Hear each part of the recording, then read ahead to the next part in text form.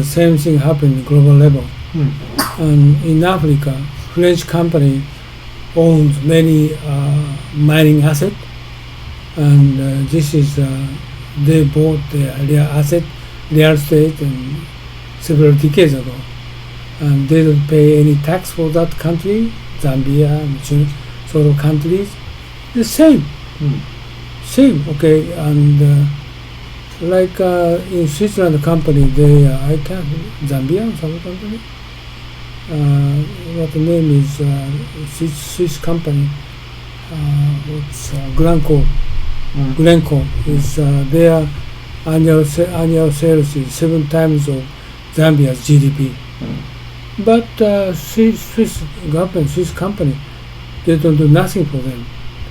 This is global level. It's kind of it's unfair, Right. Business prevailing. So that's my video for today. Okay, this is we need to change it, but this is basically very difficult to change, and change it. This is a heavy background we have, right? Yes. So we talked about populism. We talked about globalization, globalism. We looked at universal basic income last time.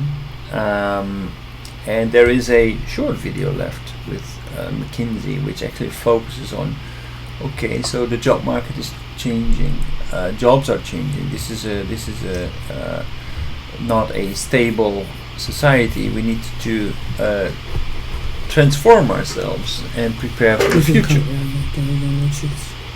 So this is from a brief video from McKinsey.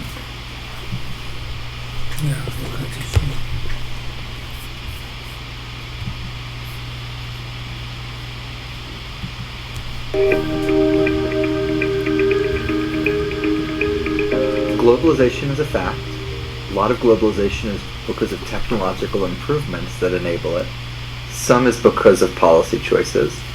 On balance, globalization is good for the working class, but it comes with really big downsides, and we need to do a better job of dealing with those downsides. It's really important to understand that our globalization problem isn't because other countries are unfair to us. So if your goal is to make other countries more fair to us, that's going to do very little to solve the problem. The bulk of what we need to do to manage globalization better isn't in the international arena at all. It's in our domestic policies and what we do to help educate, train our workers to succeed. So what he's saying here, in other words, like if we really want to fix the problems with globalization, we should not actually try to manage the entire global world with basically talking to Trump. That is not the solution. The solution is actually, if we want to deal with the downsides of globalization, we need to focus on how are we going to help our people transition through the changes that will come because of globalization.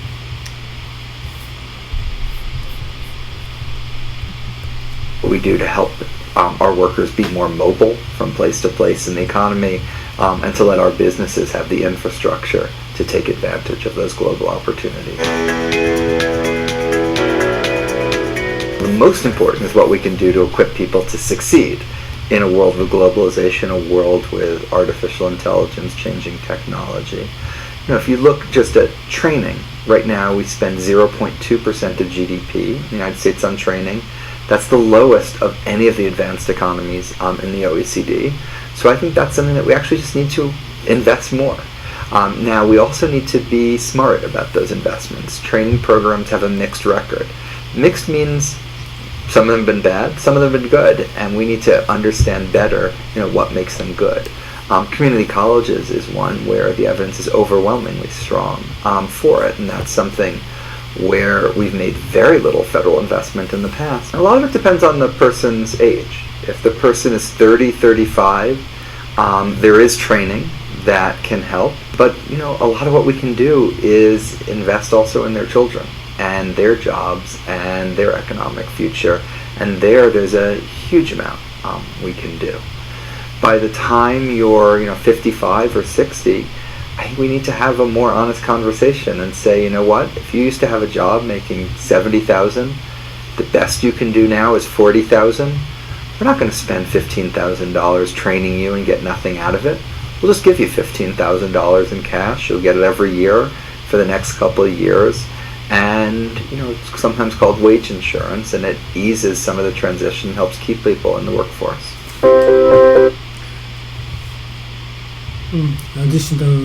Additional income support. For training. Not only for training, but basically, why should we invest in training? Seriously, the chances that you will be able to, if we are going to invest in the training, that there is a big chance that we will have zero ROI on that. The taxi drivers, So we can. he's on age 50, 55. So if you are like 70 and you're a taxi driver, we can try to retrain you. But instead of investing that money in training, why don't we just say, okay, you can maybe find a job as a courier or whatever that will not give you the same income as you have right now. Why don't we top it up with some additional support to make ends meet, instead of trying to train you to become a computer programmer.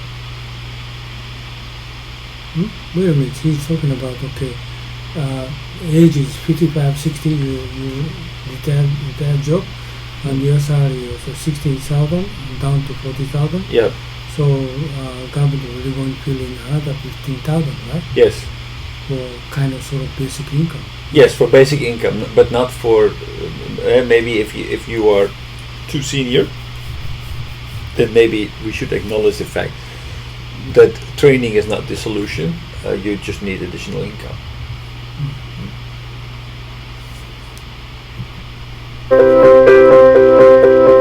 The unemployment rate being below 4% shows that we're in a great place in the business cycle. We have really strong demand. The fact, though, that 12% of men between the age of 25 and 54 aren't working and aren't trying to find a job, that's a really big problem. That's a problem that has been decades in the making. It wasn't caused by the recession, although it was exacerbated by the recession. And it's not a problem that we could solve with monetary or fiscal policy. It's something we need to make bigger economic changes to deal with. So I would increase demand for those workers by, for example, investing in infrastructure. I would make it easier to find a job by doing things like reforming the unemployment insurance program to make it much more of a job placement, even apprenticeship program that puts people into jobs. And education and training, it's not going to work for everyone, but it's going to help for a lot. I think those are 3 steps that we could take. When it comes to women, all those steps would help, but would also be very helped by the United States moving in line with the rest of the world in terms of subsidies for child care, paid leave, more flexible workplaces to enable more women, especially, to work. I think that the United States is really good at flexibility in labor markets. We're really bad at security in labor markets. And the places that have been most successful, like the Nordic countries, have combined the 2 of those. If people had more security, they'd feel free to take a little bit more of a risk. They'd be a little bit less worried about the downside of globalization, and we could make our labor markets function better. This is what I think. This is actually one of the key elements of conservatism in Japan. Because there is no social security net, safety net. If you compare it with, for example, the Netherlands, Scandinavian countries, we don't worry that much. You mean unemployment money? Like unemployment, healthcare. So whatever could lead you to actually fall out of the system, we know that we're still being taken care of. But that level of confidence, I don't think it exists in Japan. I don't know. What kind of difference is among Japan and Nordic countries? So, well, at least the level of income, the time that you're being supported in Scandinavia and in the Netherlands is higher. The kind of support is higher, and it's longer, and it's usually being topped up by the employers. This gives people more peace of mind to say, okay, well, if everything fails, at least I will be taken care of. So what kind of difference do they have? Well, like for example, Social Security in the Netherlands, if you lose your job, you get 70% of your last earned pay for at least a year, and it's usually being topped by employer to support you. If you get sick, you get sick money. What, is this the same as Japan? You also get 70%. I don't know, but many unemployment guaranteed, I think, certain level of money they got from government. You get if you get 70% of your last earned income for the period of a year, then it's about the a same. year, but I don't know how much money they can get. But after that, what happens? No. Nothing. Do you? Yeah, there is still basic care where you fall into one regime from the next. So you go from unemployment benefit to into welfare, basically. You mean the insurance, health insurance? So health insurance being paid for, you get basic income, you get basic income? Yeah, so it's not the same as basic income, because basically it is a system that assumes that you will not be working, not have other income, otherwise you will lose that benefit. But yeah, you'll be taken care of. Really? Okay. Because what's happening with people if they lose their job and they cannot go back? Like for example, if they have a mental disease or things like that, what's going to happen with those people? Japan? No guarantee. There? What happens? I don't know. What they're going to do? Is it just like kind of mental disease? I don't know. Okay, government will going to consider for the insurance free, but they don't provide any. Okay, they have some money, and they want, but not so much. I think my wife didn't request for government, but if she's going to do that, I think 30,000-40,000 a month. But that amount she cannot survive. No. But some certain amount government will going to provide for them for mental disease. But the insurance is free. Right, but you cannot even start to pay rent for that money, right? No support. No. So that level is much higher. Maybe they, I didn't confirm in detail, but they have some program for them, I'm not sure. Right, but these people, they can only survive if they can rely on other people to pay them. If you don't have these people, What kind of program do you have in Netherlands? So the program you have is that basically everybody's supposed to work. If you can't find a job, No, for example, mental disease. What kind of ranking, and almost top ranking mental disease. So what kind of support government will? So you will get welfare, basically. Welfare is like you get, let's say, per month. It's probably somewhere. Jusaman. Jusaman. It's 1,000, 10,000. So no, 1,000 US dollars. About $1,000. Minimum. Which is not a lot. Of course, it's not a lot, and you don't have to pay for your healthcare to come. But it's not a lot. But you don't have to die, and you can pay a little rent. You don't have to go out and steal. Government provide room or something?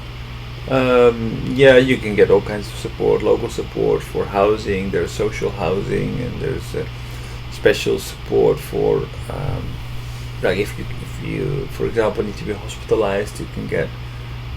That's part of the insurance that you will get. You don't have to pay for.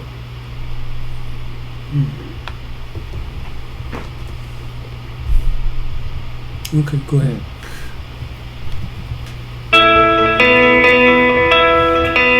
I tend to be a little bit small c conservative, that if you're making too big a change, it makes me... What is it? So do you know small c? Small change. A small change.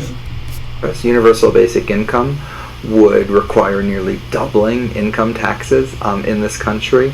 And I think it's based on the premise that there won't be jobs for people. I think our premise should be that there will be jobs for people. The one big idea that I do have some sympathy for and think might be worth thinking more about would be a larger scale system of wage subsidies.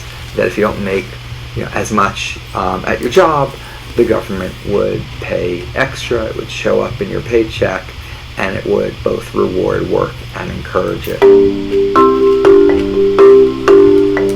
There's a whole group of people who think that something really different is happening and that we're in some brand new space of innovation. There'll be robots that come and take everyone's jobs. I just don't see that in history. As new technologies come, they destroy jobs and they create jobs. And I don't see that in the data, because in fact, productivity growth is lower now than it used to be, which is to say there are fewer machines taking humans' jobs rather than more. So I don't think we're in some brand new era of change. But what I do think we are is in an era of change, just like we were in 10 years ago, just like we were in 20 years ago, just like we were in 30 years ago. And 10, 20, and 30 years ago, I don't think we did everything we could to handle that change as well as possible. So we see change, we see people falling out of the system. There are ways to support them that require an active government, and it will cost money. But how are we going to get that money if we are also living in a reality that the big players, the multinationals, the billionaires have ample opportunity to actually avoid paying taxes, even within their legal means. It's not even illegal, but tax avoidance, tax management, as a euphemism, will create a big challenge for governments to get enough revenue to actually pay for all these things. What? Pay for all these things? Pay for universal basic income, for wage subsidies, pay for... that means, for example, Apple Corporation, they made a double Dutch and... double Dutch sandwich. Yeah, with Irish. Yeah. The next video is about that. Yes. Yeah. Okay. What is this? I will show you. Maybe we should stop the video right now and get coffee and then start with the next one. But it's exactly about the. Okay, thank you. Okay. I don't know what it is, but stop.